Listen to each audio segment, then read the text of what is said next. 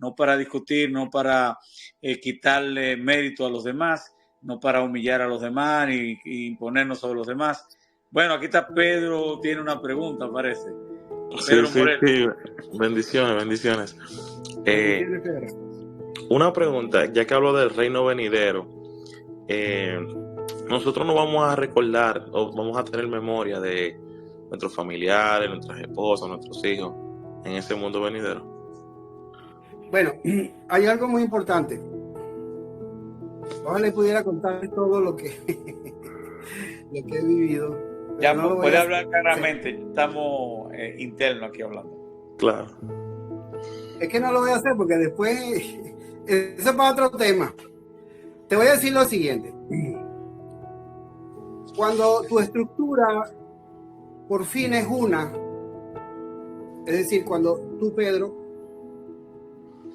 ya dejas de ser Pedro y eres el ser que triplotónicamente puedes llegar a ser, logras entender que has estado aquí aprendiendo, que has estado aquí comprendiendo una serie de conceptos, que tu alma y tu conciencia ha estado aquí para, en medio de este flujo de muchas emociones, y dramas y circunstancias y dolores y retos, haya sido edificada, haya sido modificada, haya sido adaptada para hacer lo que tú eres en el futuro.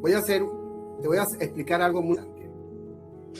Tú agarras esos rollos de alambre que cuelgan la gente de la electricidad, donde llevan un cable enorme, ¿ya? Y lo extienden por los postes gigantes. Tú lo has visto, ¿verdad? Que los montan arriba de un camión. Bueno, imagínate que es un hilo de eso con el que uno cose la ropa. Es un rollo del mismo tamaño, pero un hilo de esa dimensión, ¿ok? Un rollo de hilo de ese tamaño.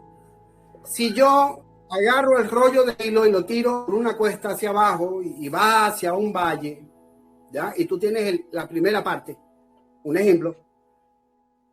Pregunto, 20 metros después del hilo que tú tienes aquí, ¿ese hilo es el mismo hilo, sí o no? Sí. Okay. 400 metros es el mismo hilo, sí o no? Sí. 20 kilómetros es el mismo hilo, sí o no? Uh-huh. Ok. Tú puedes recordar cosas de tu pasado, concretamente de tus años infantiles, ¿cierto?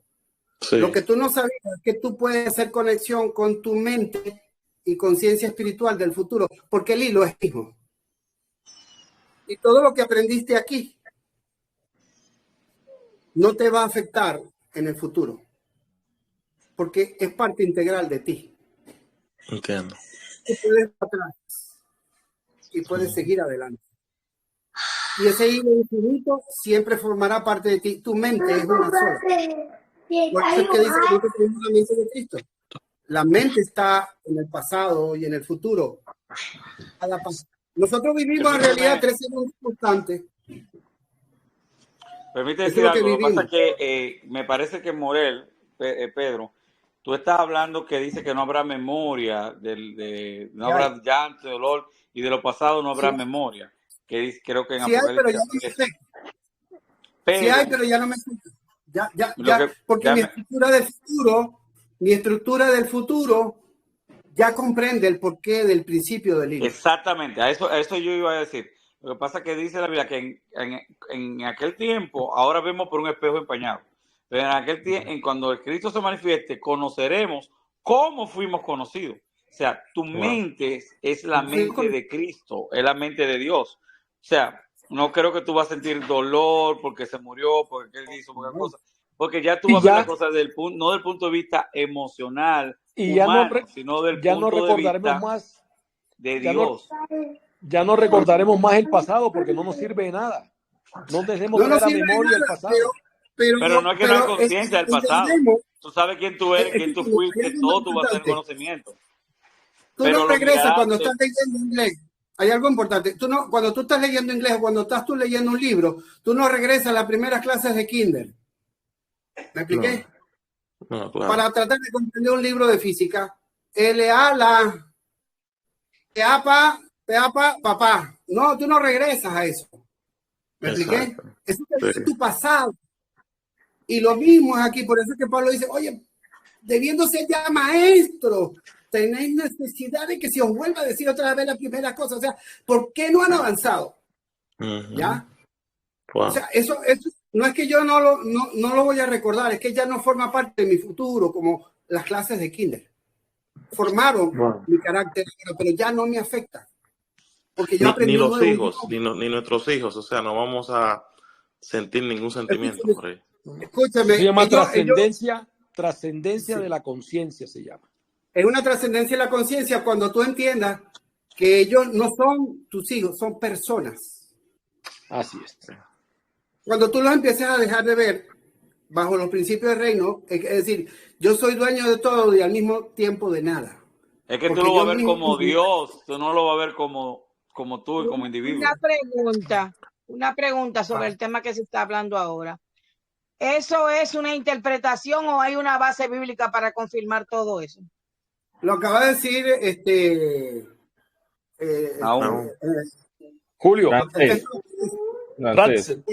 Conocidos como fuimos conocidos, o sea, conoceremos cómo fuimos conocidos, porque Dios nos conoció desde antes de la fundación del mundo. Dice que fuimos, como dijo Pablo, más ahora conociendo a Dios, o más bien siendo conocidos por Él. Entonces, cuando seamos transformados, ya somos un espíritu con Dios, pero eso se va a manifestar 100% en la transformación. Seremos semejantes a Él en su resurrección, seremos como Él, seremos un clon. Ahora mismo tenemos una simiente, una semilla, ¿verdad? Sí. Un esperma dentro de nosotros, que es la simiente de Dios, que es un clon de Cristo, que está dentro de nosotros, que se llama el Espíritu Santo. Es un clon de Cristo. Por eso se sabía que no ignoremos que tenemos la mente de Cristo, pero lo estamos ignorando, está nueva en un plástico, en un sal, pero sí la tenemos. Entonces, pero cuando seamos ya manifestados, vamos a ser manifestados al conocimiento de la gloria de Dios. O sea, la tierra será llena del conocimiento de la gloria de Dios. O sea, tú no tendrás necesidad de hacer ninguna pregunta. Hay otra cosa voy a decir algo importante. Yo entendí eso que está diciendo el amado de esta siguiente manera. Tú miras una cortina en tu casa, una cortina que está entretejida, ¿cierto? Y si tú vas a un extremo de la cortina, te vas a conseguir con el extremo de un hilo pequeñito o una motita de algodón que forma parte del hilo. Esa motita de algodón es la cortina consustancialmente. Aun cuando la motita sea un elemento suelto que está sujeta al hilo, esa motita consustancialmente es la cortina. Cuando yo soy parte de Dios, consustancialmente, aun cuando sea una ultra mínima, el último de la fila, yo soy consustancialmente parte de Él. ¿Ya? Por eso es que el Señor Jesús decía, Dios y yo somos uno. El factor ser uno es entender que el humano, el concepto mental de la propiedad, de mi hijo, mi casa, es una circunstancia en la cual yo estoy en este preciso momento administrando lo que Dios pone en mis manos. El amor que Dios ha puesto en mi corazón por ellos me debe llevar a que ellos alcancen una conciencia de crecimiento, pero al final ellos como personas van a decidir muy a mi parecer, aun cuando a mí no me gusta. Y como están en mi promesa, yo sé que Dios no los va a dejar perder. Germán, eso lo vemos claramente en Romanos 12:2, que dice, no se amolden al mundo actual, sino sean transformados mediante la renovación de su mente. Así podrán comprobar cuál es la voluntad de Dios, buena, agradable y perfecta. Ese es el cambio de mente, esa es la mente de Cristo, cuando ya tu pensamiento trasciende lo natural y pasa a lo sobrenatural. Una última preguntita ya para salir. Dígalo. Ok. Nuestro cuerpo, vamos a suponer esas personas que murieron, que su cuerpo fueron, o sea, un accidente o algo así. en la resurrección, o sea, cuando entremos en ese mundo venidero, su cuerpo va a ser, o sea, resucitado nuevamente, va a ser formado de nuevo, bueno, o yo te vamos voy a a tener decir, otro cuerpo. te voy a decir algo muy interesante. ¿Dónde estaba tu cuerpo hace 38,000 años atrás? Como 38 millones de años atrás. En el polvo. ¿Y tú qué crees que va a estar tu cuerpo dentro de 38 millones en el futuro? Porque tu cuerpo es solamente un envase. ¿Me expliqué? Claro. Cuando tu mente tiene una conciencia por la cual Dios está luchando, Dios no está luchando por el cuerpo porque Él puede hacer cuerpo de donde le dé la gana, cuando Él quiera. Okay. Cada parte de nosotros no es más que un pedazo del espacio, del universo, pero que a través de este momento es el envase en el cual yo estoy metido y me estoy manifestando. Entonces Jesucristo tenía los hoyos de la lanza y de los clavos, tenía el orificio porque Él quiso tenerlo, porque Él puede tomar la forma, el cuerpo resucitado puede tomar la forma que Él quiere. Entonces Él necesitaba tener eso para testimonio a los discípulos. O sea, Él tomó esa forma para testimonio, pero si Él quiere, Él se le apareció con la puerta trancada. So, el cuerpo glorificado no va a ser este mismo cuerpo. O sea, este cuerpo ya no va a existir. O sea, hay otro cuerpo, otra forma completamente. Te voy a decir algo cuerpo más. sin Te cuerpo. Voy a decir algo. Nuestro cuerpo, es un cuerpo incorpóreo. No, pero también es multiamorfo. Sí, es multiamorfo. Cuando digo multiamorfo, por fin mi mente, mi conciencia tiene completo dominio de toda la materia que yo puedo formar, con la cual yo puedo formar mi cuerpo. ¿Me expliqué? Por eso es que dice que muchos hospedaron ángeles sin saber que eran ángeles. ¿Ya? Correcto. O sea, haber visto todo esto, los Avengers, toda esa fantasía que ha puesto Hollywood, no hay más que una forma de identificarnos a nosotros lo que en realidad somos, de alguna u otra manera. ¿Ya? Exacto. Como los ángeles del Génesis, los ángeles que fueron donde Abraham, que tomaron forma de cuerpo, o sea, y comieron. Entonces ese cuerpo va a ser un cuerpo que uno pueda comer y todo. El que tú quieras. El cuerpo del futuro. ¿Tú has visto los rockeros de los años 80? Okay. Con esos pelos largos y esas caras finas. Sí. Bueno, primero tú vas a medir un poquito más o menos 2 metros. Segundo. Tercero, no hay enfermedad. Cuarto, esta carita que tú estás viendo aquí, mírala. Esa no va a dejar de existir. Esa va a dejar de existir. ¿Ya? Cuando nos volvamos a hablar, vas a reconocerme porque eres conciencia espiritual. Ah, mira, ahí está el varón que una vez estuvimos hablando por celular. ¿Ya? Entonces, lo que nosotros pensamos ahora, que pensamos que nosotros somos el cuerpo, que hay que desligar eso. Yo no soy el cuerpo. El cuerpo existe porque yo estoy dentro de él, pero el día que yo lo abandone, el cuerpo deja de existir. El cuerpo es una materia, es un carrito, es el medio por el cual en este momento yo me estoy comunicando. Yo debo despertar. Cuando Pablo dice algo muy interesante, mira lo que dice Pablo en Corintios. Dice, porque seremos transformados en un ¿qué? Abrir y cerrar de ojos. Eso no es un parpadeo, hermano. Un parpadeo, cuando tengo el ojo abierto, cierro y abro. Y Pablo dice, he aquí yo os digo un misterio, pero nosotros sabemos que lo que estemos viviendo, seremos transformados en un abrir y cerrar de ojos. Es un proceso donde la conciencia del hombre espiritual abre los ojos y despierta. Wow. Y entienden lo que tú eres. Wow. Y cierra los ojos del hombre carnal. Porque lo carnal es absorbido por lo espiritual. Por fin lo espiritual le da sentido a la carne, pero la carne ya deja de tener dominio sobre ti. Es el problema grave del mundo religioso. Intenta dominar la carne con la carne. Fustíguese, disciplina, ayuno. Vamos al after show. Ya estamos al after show, ya cerramos. Ah, sí, no habías dicho. Sí, hace rato me despedí. Yo estoy el que está perdido, soy yo.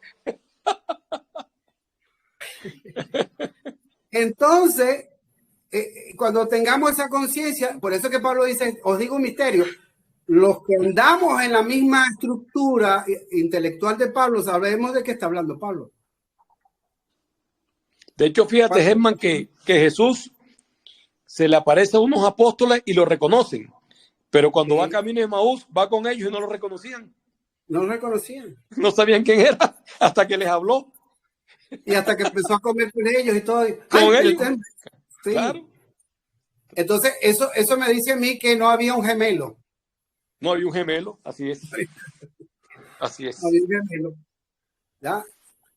Eso es muy importante. Bueno, ¿alguna otra pregunta? ¿Alguna otra cosita?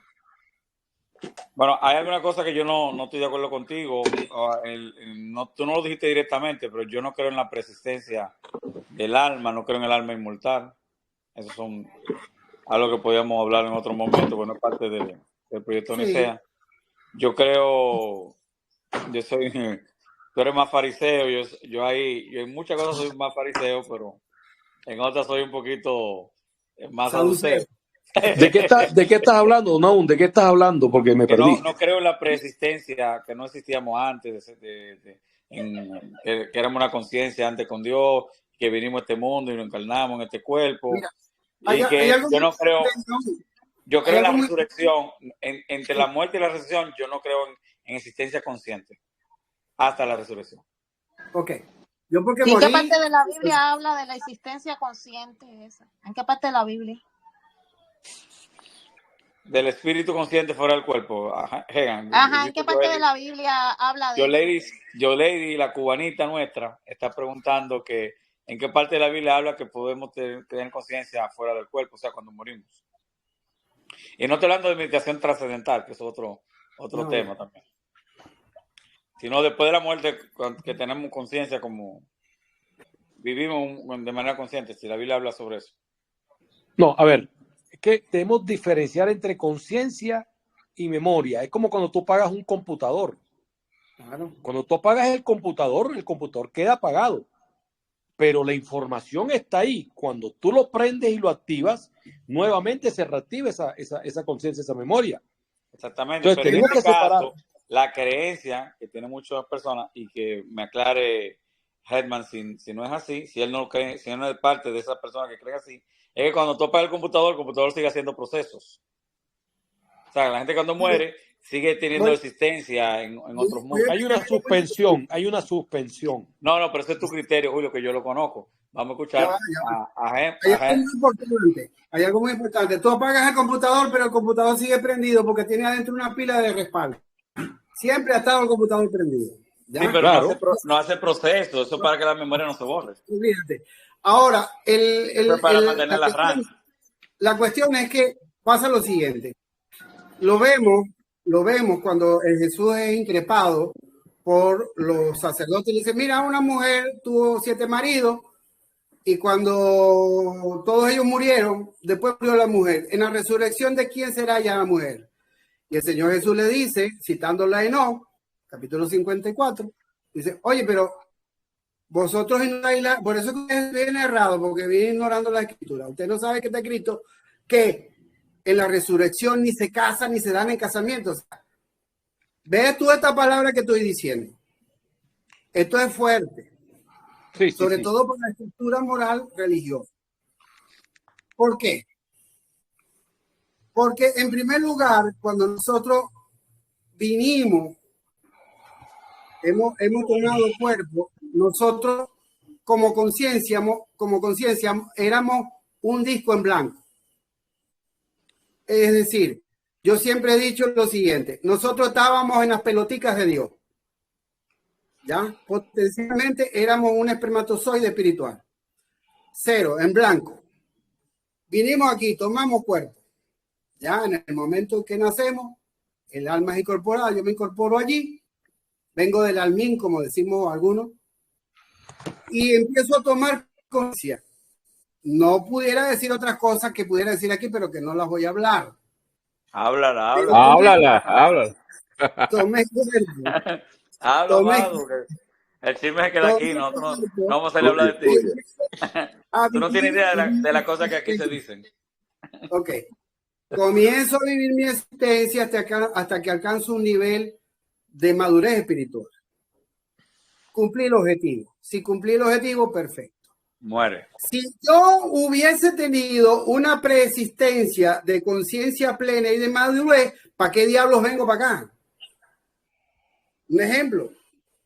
¿Para qué vengo para acá? ¿Para qué Dios me va a permitir venir aquí a qué? Si yo ya lo sé todo. Es como el rato, que los muertos están en el cielo y Dios le va otra vez para la tierra para llevárselo para el cielo otra vez. Pero, exacto. O sea, pero esto forma parte de la estructura del mundo greco-romano, de ir a vivir al Olimpo, adorando a los dioses y sirviendo a los dioses, una vida con propósito. De tener una retribución, sí, exacto. Y entonces viene la reencarnación, amado. Háblanos de la reencarnación. Ya sabía que venía por ahí. Entonces viene el hinduismo. La reencarnación no es bíblico, eso no es bíblico. Vamos a ver sí, qué amado, claro que sí es bíblico, porque unos creían, unos creían en la reencarnación, otros no. Pero sí, vamos allá, vamos. En sentido de Jesús no, pero bueno, vamos a escuchar. Vamos allá, amigo. Entonces, ven acá. Entonces, lo más importante es cualificar en nuestra mente lo siguiente. Si yo ya tenía una conciencia, ¿para qué vengo aquí a hacer qué? No tiene sentido. Si ya lo sabía todo, entonces yo no puedo haber preexistido con una conciencia máxima para venir aquí a ser un humano común y corriente. No. Lo otro es que yo vine... Yo vine aquí para crecer, para madurar, porque Dios me engendró. Dios metió espíritus, espermas, la cera de Dios. Y entonces nosotros vinimos acá y aquí estamos. Pues. Esto está bien. Estamos ahí. Háblame de la reencarnación. ¿Qué tú crees? Ahora, ven acá. Esto es muy duro, hermano. Esto es muy duro.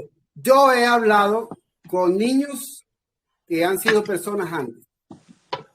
He entrevistado legalmente porque yo tengo entendido, y por la escritura yo tengo entendido, que un alma, si no ha cumplido su ciclo de enseñanza, se le puede dar un chance para que tome de nuevo. Yo sé que la escritura dice, porque está determinado que el hombre muere una sola vez y después de estos juicios. Bueno, está muy bien. Está muy bien. Pero si no cumplió el ciclo, una persona inocente que murió y no cumplió su ciclo de existencia para crecer y era una persona muy valiosa, es posible que Dios le diese otra oportunidad de tomar cuerpo. Eso ni lo afirmo, ni lo confirmo, ni lo quiero discutir. Okay. Lo tengo yo como información. Dame un dato. Pudiera ser que esa información fuera de un antepasado y no de su vida propia. Me doy a explicar. Nosotros, nuestro ADN, pudiera ser que ese niño que recuerda cosas de su vida pasada, de hecho, las regresiones que se hacen en terapia de hipnosis, ajá, no puede ser que esa información que esté en nuestro ADN, que necesariamente no fuéramos nosotros que la vivimos, sino un antepasado. Y que nosotros, que esas memorias de ADN, nosotros las conservemos como nuestra, como gente que ha vivido experiencias, por ejemplo, que mi abuelo murió en un naufragio y yo tengo esa memoria y que yo me sueño cada rato ahogándome y cuando me hacen una regresión yo me veo ahogándome y dicen, fue que tu vida pasada tú te ahogaste, pero no fui yo, fui mi tatarabuelo. O sea, puede ser una memoria de un ancestro, no una vivencia mía. Eso se llama científicamente conocimiento precognoscitivo. Explico. Tú agarras el huevo de un pajarito, lo empollas, lo alimentas, el pollito salió, ya tiene pluma. Tú vas a la cocina a buscar más maicito para darle, o trigo, lo que sea, o arrocito. Cuando regresa, habías dejado la ventana abierta y el pajarito salió volando. ¿Quién diablos le enseñó a volar al pájaro si tú no tienes pluma? Nada, eso es conocimiento precognoscitivo, sí, así es, correcto. Conocimiento precognoscitivo. Así pero es. De eso, te voy a poner un ejemplo. Hay mosquitos en el campo que están acostumbrados a picarle a los animales, que cuando te pican a ti, no se mueven, no se espantan, tú los matas fácilmente. Pero en la ciudad es difícil matar un mosquito, porque ellos genéticamente saben cómo defenderse porque lo heredan de su padre cómo defenderse. Los del campo no tienen esa práctica porque le pican a los animales en el monte. Cuando te pican a ti, es fácil matarlo, no se espantan. Mira, porque creen que le están picando a un animal, no tienen esa memoria genética que tienen los de la pero ciudad. entonces, escúchame, yo entrevisté a un niño de 12 años que él a los 8 años recordaba completamente la vida de su hermano mayor que murió a los 17 años. Ese niño nació después de 3 hermanos de la misma mujer. Y él recordaba detalles exactos de ese hermano de él. En realidad yo me atrevería a decir que era él mismo, porque nadie puede recordar detalles tan exactos. Y la mamá me decía que era una mujer muy incrédula, pero después creyó. Me decía, es que yo no, este hijo mío, este nuevo, me tiene sorprendida. Recuerda con exactitud detalles de mi otro hijo y jamás y nunca yo le he hablado de ellos. Porque para mí hablar de mi hijo muerto, que murió a los 17, 15 años, es muy doloroso. Y yo a mis otros hijos nunca les hablé de ese hijo. ¿Y cómo es posible que este niño con 8 o 7 años que tenía, con 5 años, recordaba cosas exactas? Mira, bueno, nosotros en el ADN chatarra, la madre pudo haberle metido toda la información de ella al niño. Sí, heredado. Eso se llama conocimiento precognitivo. Sí, eso es. Estamos de acuerdo, pero ¿cómo me explicas tú que una persona que no es de una familia, ni de una ciudad, ni de un pueblo, pueda llegar a recordar la vida de una persona que vivió en esa otra ciudad, en ese otro pueblo, y con detalles tan exactos? Y con la modismo. No voy a discutir este tema porque es un tema que no es difícil. Yo conozco lo que tú estás hablando. Sí. Yo sé lo que tú estás hablando. Y no tiene sentido hablarlo. Hablemos de algo hecho, que en no la es India, no, porque en nuestra cultura eso no es algo común, pero en la India, por ejemplo, hay familias que le han entregado un hijo a otro. Sí. O sea, un hijo que es hijo mío, pero él recuerda vivencia de otra vida y se murió otro en otra ciudad y me dice, mira, este es tu hijo que reencarnó en el mío. Y se lo devuelve donde cambian en familia. Eso ocurre. Yo sé lo que tú estás hablando. Eso es. Pero bueno, ahí tenemos a Juan, que decía que era Elías. ¿Cómo? Pero el mismo Juan dijo que él no era Elías. Bueno, pero cuando le preguntaron a Juan, ¿tú eres Elías? Dijo, yo no soy. Pero entonces él dijo entonces, me encanta esa parte, déjame explicarte por qué me encanta. Porque él le dijo, sabe que Zacarías profetiza, ¿verdad? Que enviará a su siervo delante de mí para preparar el camino. Entonces Juan le dice, yo no soy el Elías que ha de venir, yo soy el que la voz que clama en el desierto. Entonces dice, yo soy el de la profecía, pero no Elías. Interesante. Pero bueno, Jesús, es extraño, porque el mismo Jesús aquí en Mateo 11, 14 dice, o 13 y 14, porque todos los profetas de la ley profetizaron hasta Juan, y si quieres recibirlo, él es Elías que había de venir. Es aquel Elías que había de venir.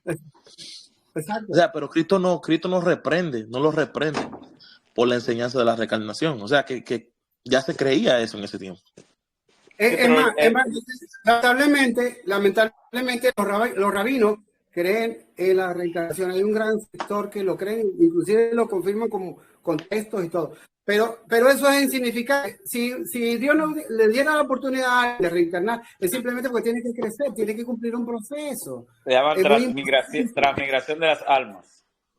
Exacto. Eso es irrelevante. O sea, todo el mundo después muere, ya cumplió su proceso, hermano, murió. Lo hiciste bien, chévere, no lo hiciste bien, bueno, vamos a ver qué hacemos contigo. Pero el proceso es un proceso de crecimiento. Lo más importante es lo que se emana dentro del universo y de las intenciones de Dios para con nosotros, los propósitos. Pero entonces, ¿dónde está la gracia? Si eso yo tengo que cumplir un proceso, ¿dónde entra la gracia? Porque nadie es completo. Nadie puede completar ningún ser perfecto. La perfección lo ocasiona la gracia. Yo sé, pero es que la gracia lo único que hace es que es un pase para entender que yo tengo la posibilidad. Se me ha dado la gracia de vivir bajo un estigma de límites, ¿ya? La gracia es que se me abre el espacio para yo existir como originalmente soy en mí, ¿ya? Sin el límite de manifestarme, cometer errores y ser anulado en el universo. Por eso. Eso es que es la gracia en sí. No es que, bueno, ahora... No, y nos ahorramos un poco de plata en piedra. Imagínate que espera hay 1 millón y pico de Julio, pesos. apaga el micrófono. Ya. Pues entonces, bueno, alguna pregunta más, aprovechen que el maestro está cansado, tiene sueño. Okay. Y le hemos sacado entonces las almas, si entran en una corrección de alma, o sea, son corregidas. Pues yo no comparto eso, yo no creo en eso. Eso es el alma que cree eso. Yo no. Okay. Entonces hay que eliminar entonces lo del infierno totalmente y lo de... ¿Cómo te digo? Eliminar lo del infierno. Y lo que las almas van a ser extinguidas, o sea, aniquiladas. Eso no, pues... Bueno, ¿qué tú crees de eso, de la destrucción de las almas del infierno? Yo lo que creo es lo siguiente. El universo jamás desecha nada. Todo lo transforma y a todo le saca utilidad. Esa es una regla dentro del reino. La materia no se destruye si no se transforma. Sí, exacto. Pero el hecho de que cierta fuerza, porque la gente dice, oye, un agujero negro traga todo, pero al final el agujero mismo termina desapareciendo, porque de él mismo se emanan muchas cosas.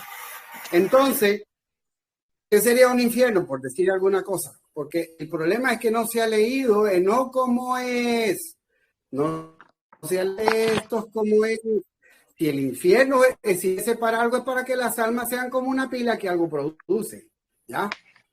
No se van a morir para algo, van a ser un ejemplo. Si el infierno, pero, por ejemplo, Jesucristo dijo que teman a aquel que puede destruir el cuerpo y el alma. Ahí dice que el alma se destruye. Ven, yo los oigo a ustedes hablando del famoso Elías. En ninguna parte de la escritura dice que Elías vendría. ¿Dónde está eso en la escritura? Zacarías. No, señor. Búsquelo. Sí, Zacarías 3, me parece. Se enviaré a mi siervo Elías. No. Malaquías. Bueno, les dejo para que vean el texto. Este está como el texto se lo dejo para que lo lean.